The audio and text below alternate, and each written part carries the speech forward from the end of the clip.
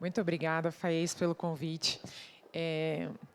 Eu gosto muito desse trabalho do Caminhos da Audição. Admiro muito toda essa união que acontece aqui, né? Porque a gente tem pessoas com extrema formação dentro da área e pessoas que estão começando a dar os seus primeiros passos, as famílias que vêm aqui escutar. Então, eu acho um evento muito, muito interessante para unir todos que estão envolvidos com a audição, do paciente até quem recebe o tratamento, né? E aí tem um paciente bem pequenininho aqui sentado na nossa plateia. Já namorei ele de longe, viu, gente? Então, eu sou a Trícia Vassoler, eu sou otologista. Comecei a minha formação pela otologia, aí fui trabalhar no Hospital Pequeno Príncipe e fiz a otorrinopediatria. E aí, por conta das nossas crianças, que a gente reabilita para ouvir melhor e ainda assim tem dificuldade no desenvolvimento da linguagem, eu fiz a foniatria. E são 3 mundos que se envolvem, se completam, para que a gente possa, mais uma vez, tentar fazer o melhor pelo nosso paciente. Então, hoje eu vou falar da audição da... Acho que não está passando.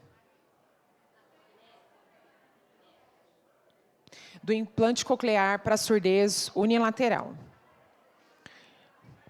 Então, a incidência da surdez unilateral é estimada, esses números são dos Estados Unidos, né? Infelizmente, os nossos estudos epidemiológicos para isso não são tão bons para a gente saber esses números com precisão no Brasil, mas a estimativa é de 1 para cada 1.000 nascidos, e a prevalência, então, aumenta, né, 3 a 6,3% nas crianças entre 6 e 19 anos. Onde a gente vai ver as causas, né, as perdas auditivas progressivas e adquiridas por outras situações.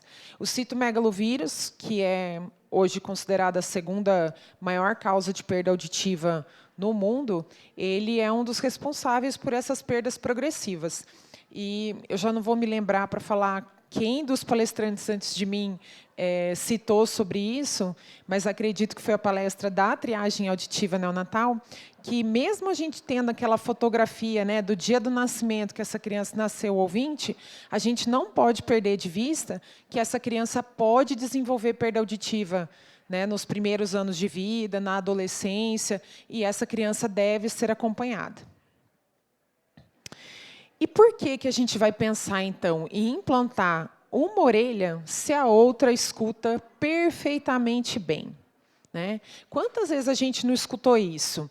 Mas para quê? A grande maioria das crianças que tem perda unilateral não tem problema nenhum. Por que a gente vai pensar em implantar essas crianças com perda unilateral? Na verdade, isso não é uma verdade. Ficou estranha a frase, mas é porque a gente tem a percepção de que 50% dessas crianças não têm problemas, porque os problemas que elas vão se manifestar, na grande maioria das vezes, são tardios e estão envolvendo o seu aprendizado. Então, a gente fica com uma sensação de que essas crianças se desenvolveram bem, falaram bem, e aí elas vão ter problemas na sala de aula, no aprendizado, mais tarde. E por que elas têm esse problema? Porque elas vão ter dificuldade na localização sonora, elas vão ter dificuldade na escuta do ruído. Uma coisa muito interessante é a gente somar uma figura que o Faís colocou lá na palestra dele, que mostrava o ouvido e o som estimulando uma pequena areazinha do córtex auditivo primário lá no lobo temporal. E quando a gente olha aqui nos estudos de conectomas, a audição ela faz essas conexões. Então, não é aquela mini airinha só lá no córtex auditivo primário temporal. Quando a gente fala de uma criança com supressão de audição, mesmo que unilateral, a gente está falando que isso aqui não vai se formar, isso aqui não vai se formar. Pelo menos não como ela é geneticamente programada para formar. Então, a gente tem, sim, um impacto grande dessas crianças. No seu entendimento de linguagem, pode não aparecer na fala, mas na linguagem é estimado que 50% das crianças com perdas unilaterais tenham um problema. E elas vão se manifestar na dificuldade de entender o outro, de estar em ambientes ruidosos, de desenvolver aprendizado, seja de escrita, leitura, matemática e assim por diante. E outra coisa que a gente tem que lembrar é que, por conta desse monte de conexões que a gente tem no cérebro, que a audição faz, a audição ela é considerada hoje um dos principais fatores de proteção contra o desenvolvimento de demência. Então, se eu pego um bebezinho ali, que acabou de nascer, com audição unilateral, que não forma todas aquelas conexões, eu coloco ele em risco para para ter um problema lá na frente com relação a desenvolvimento precoce de surdez, de demência. Isso porque ele teve problema na sua linguagem, ele teve problema no seu aprendizado, ele não formou todas as conexões necessárias, ele não estimulou as suas áreas corticais da forma adequada. Isso aqui é um sumário, né, dos critérios do FDA, e aqui está pontuado para vocês que lá em 2019 houve a inclusão pelo FDA nos Estados Unidos do implante coclear unilateral nas crianças, né? Na Europa também já é muito feito. Aqui no Brasil, a nossa legislação ainda está um pouquinho mais devagar para poder entender isso. Mas nós temos pessoas da otologia super envolvidas com isso, da fonoaudiologia, fazendo protocolos para esclarecer como vão ser os protocolos de indicação para o implante unilateral.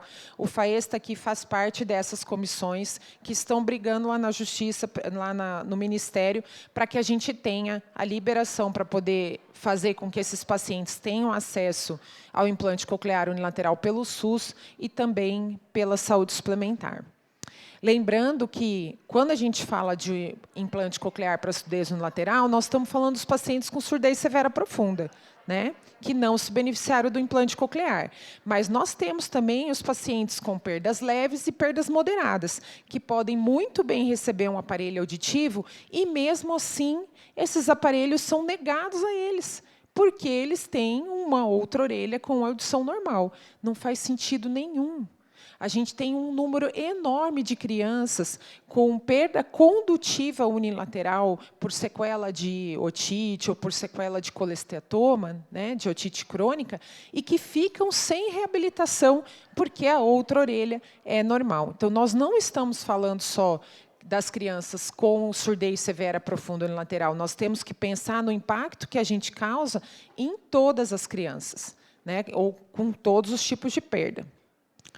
Então, voltando para o implante coclear, para a perda unilateral, nós ainda não sabemos com clareza qual é o período crítico, né?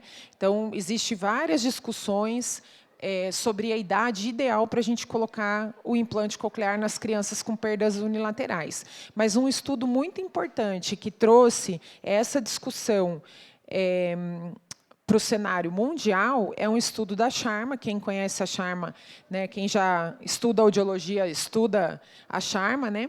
E eles demonstraram que, apesar da realização do IC para single side, né, que é a surdez unilateral, depois de concluído o período crítico do desenvolvimento do córtex, que é até 3 anos e meio, né? Algumas crianças mostraram reversão de plasticidade crossmodal demonstrado por eletroencefalograma de alta densidade, mesmo muitos anos após a surdez. Então, se esta criança com surdez unilateral já é mais velha e está enfrentando dificuldades no seu desenvolvimento de aprendizado, a gente, mesmo ela estando fora do período crítico, a gente deve, né, com orientação correta, né, com informação para essa família, pensar no implante coclear unilateral. Aqui tem os critérios utilizados pelo FDA, né, como que a gente vai fazer a indicação. A orelha a ser implantada, então, ela deve ter um limiar tonal maior que 80 decibel.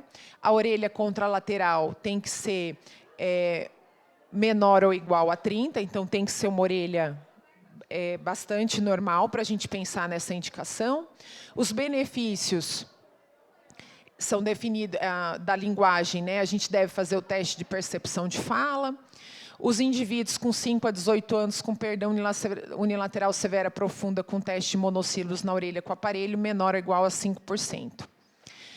Isso não é para o Brasil. Os guidelines brasileiros estão sendo criados a partir das nossas necessidades, né? Mas só para vocês saberem como é avaliada, né, desde 2019 essas crianças fora do país. Uma coisa muito importante, por isso que eu deixei em vermelho aqui, é esse detalhe da contraindicação nas hipoplasias de nervo auditivo. Nas crianças com perdas auditivas bilaterais, a gente coloca implante, muitas vezes, nas crianças com hipoplasia. Já na perda auditiva unilateral, a presença da hipoplasia é considerada uma contraindicação neste momento, né? Porque essas crianças vão ter resultados pobres com esta orelha, enquanto com a outra orelha a gente tem audição dentro da normalidade, e esses resultados pobres, em alguma dimensão, pode, inclusive, atrapalhar a orelha melhor. Então, neste momento, essas crianças com hipoplasia de nervo unilateral, elas não têm a recomendação para implante. E é um grupo extremamente grande de crianças. É aproximadamente 50% das crianças com perdas auditivas unilaterais. Então, na avaliação das crianças com perdas unilaterais, ter um exame de imagem que avalia a malformação de cóclea e a presença ou dano, né, ao nervo auditivo é extremamente importante. É prioridade para criança com risco de progressão de perda. Então, nas crianças com diagnóstico de citomegalovírus, se a gente começou a fazer a perda numa orelha, ela passa a ser uma prioridade. Nas crianças com meningite, mesmo que não vá evoluir a outra orelha, né, por conta do risco da calcificação, a gente também tem prioridade nessas crianças. Está sendo pensado em crianças, né, na UFDA, é indicado para crianças acima de 5 anos. Lembrando que a gente acabou de falar, né, que o período crítico bilateral é até 3 anos e meio, e os melhores resultados para audição é quando esse implante é feito o mais precoce possível. Então, nós não sabemos o período crítico para perda unilateral. Isso é uma estimativa do FDA, esses 5 anos. Tem lugares na Europa que não usam 5 anos, mesmo nos Estados Unidos, para as crianças unilaterais, quando há indicação do implante e a família aceita, é feito antes dessa idade. E os critérios nos adultos, porque até agora a gente só falou de criança, né? Então, eu contemplei os adultos aqui. Após perda auditiva súbita, a gente tem que ter um tempo de espera de 3 a 6 meses. Exceto, lógico, para meningite, pelo mesmo risco da criança, da gente ter uma ossificação.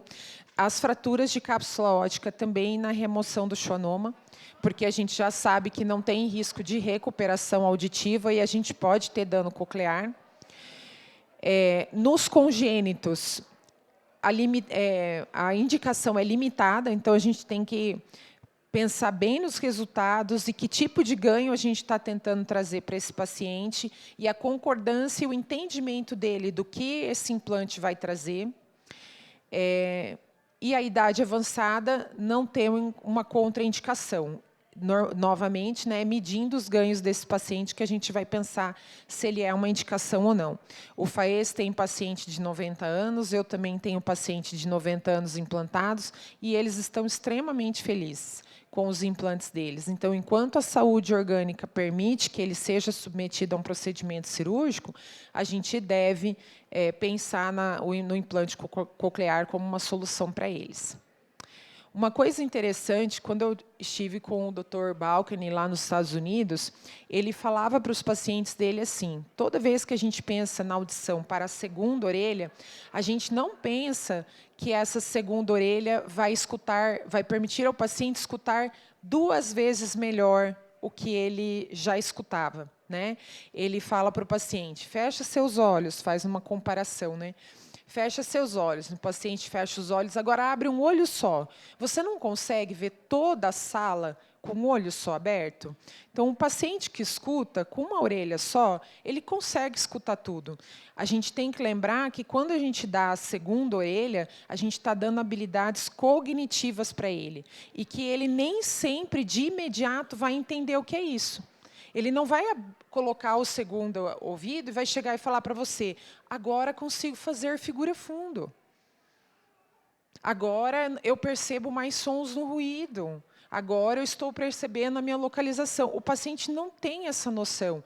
É a nossa fala para ele que vai dizer isso.